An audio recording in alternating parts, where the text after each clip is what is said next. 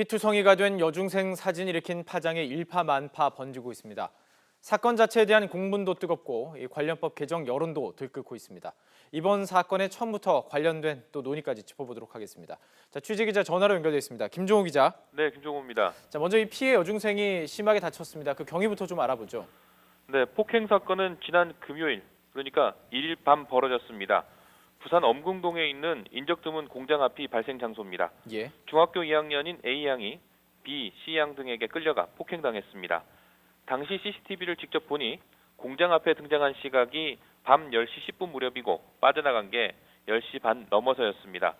그 시간 동안 정말 잔인한 폭력이 있었는데 취재 때문에 CCTV를 보다가 절로 고개를 돌리게 될 정도로 무자비했습니다. 예. 공장 앞을 빠져나와 평상에 걸터 앉아 있는 A양을 당시 주변 상인이 목격했는데 겉옷을 다시 입어 가려진 부분 말고는 죄다 피투성이었다고 합니다. 당시 B양과 C양 외에도 여중생 3명이 더 있었는데 경찰은 소극적으로나마 폭행에 가담한 것으로 보고 조사하고 있습니다. 예, 저도 차마 이 CCTV를 볼 수가 없었습니다. SNS를 뜨겁게 달군 것도 예양이 피투성이가 된 사진이 공개됐기 때문에 많은 분들이 걱정이 앞섰기 때문입니다. 자, 실제 부상 정도는 어땠습니까? 가해자들이 주변에 있던 의자나 둔기까지 힘껏 휘둘러 상처가 깊은 편입니다. 예. 일단 뒤통수가 찢어지고 입안도 온전하지 않습니다. 또 등에는 담뱃불 상처도 있고 눈을 뜰 수 없을 정도로 얼굴이 부었습니다. 경찰은 A양을 상대로 1차 피해 조사를 끝냈는데요. 구체적인 진술을 들었다기보다는 경찰이 물어본 말에 A양이 그렇다, 아니다 정도의 의사표시밖에 할 수 없었다고 합니다. 경찰은 가해자들이 성인이었다면 구속수사했겠지만 만 16세여서 그렇게까지는 할 수 없었다고 설명했는데요. 예. A양 피해가 심각한 만큼 신변 보호용 스마트워치를 지급하고 부모와는 한 라인을 구성했으며 학교 전담 경찰관 보호를 받도록 했습니다. 자, 왜 이렇게 끔찍한 폭행을 당했는지 궁금해하는 사람도 많습니다. 경찰 조사는 충분히 진행이 됐습니까? 아직 수사가 충분하게 진행된 단계는 아닙니다. 가해 학생 B와 C는 폭행이 끝나고 1시간쯤 뒤 경찰에 자수합니다. 예. 이후 경찰 조사에서 A양이 친구 옷을 빌려서 되돌려주지 않는다는 말을 듣고 이 친구를 시켜 유인에 훈계했는데 자세가 불량해서 끌고 가 때렸다고 주장했습니다. 경찰도 피해자 A양에게 이런 취지로 물어봤더니 A양도 인정했다고 밝혔습니다. 예. 그런데 A양 부모가 지난 6월 30일에 B양과 C양을 포함한 5명을 폭행 혐의로 경찰에 고소한 사실이 드러나면서 보복 폭행 논란이 불거졌습니다. 그렇군요. 예. 경찰은 당시 고소장이 접수됐고 7월 6일에 A양을 상대로 피해 조사를 벌일 예정이었는데 A양이 나타나지 않았고 이후 수소문했는데도 찾을 수 없어 수사가 중단됐었다고 설명했습니다.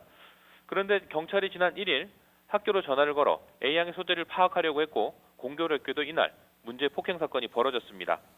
가해 학생들이 고소 사실을 알고 보복 폭행을 한 게 아닌가 하는 의심을 사는 대목입니다. 시점이 참 의심스러운 건 사실이군요. 이 보복 폭행이 사실로 드러난다면 이번 사건 여파 더 커질 것 같습니다.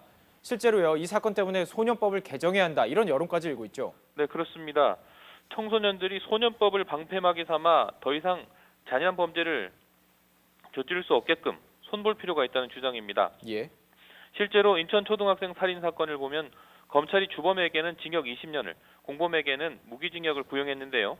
주범이 올해 만 17세로 소년법 제59조를 적용받았기 때문에 만 18세인 공범보다 구형이 약했던 겁니다. 이 조항을 살펴보면 죄를 범할 당시 만 18세 미만인 소년에 대해 사형 또는 무기형으로 처할 경우에는 15년의 유기징역으로 한다고 규정하고 예외적으로 특정 강력범죄에 해당하는 경우에만 징역 20년까지 선고할 수 있도록 해뒀습니다. 청와대 홈페이지에는 이런 소년법을 개정해달라는 청원이 오른 뒤 동참 댓글이 뒤따르고 있는데요. 어제 오전 2만여 건이었던 동참 댓글이 오늘 오전에 10만 건을 넘어섰을 정도로 관심이 뜨겁습니다. 예, 10만 건을 넘어섰군요. 하지만 소년법 개정 목소리가 뜨겁지만요, 동시에 좀 우려의 목소리가 있는 것도 사실입니다.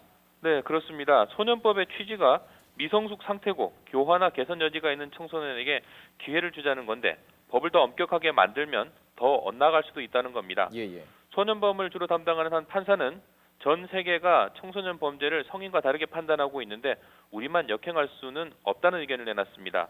한두 사건을 표적 삼아 처벌하려고 소년법을 개정하면 나머지 사건도 엄하게 처벌하게 되고 결과적으로 전과자를 양산하게 되니 신중할 필요가 있다는 겁니다. 더불어민주당 표창원 의원은 소년법이 아니라 다른 법을 개정해 청소년의 강력범죄를 엄벌할 필요가 있다는 주장을 하고 있는데요.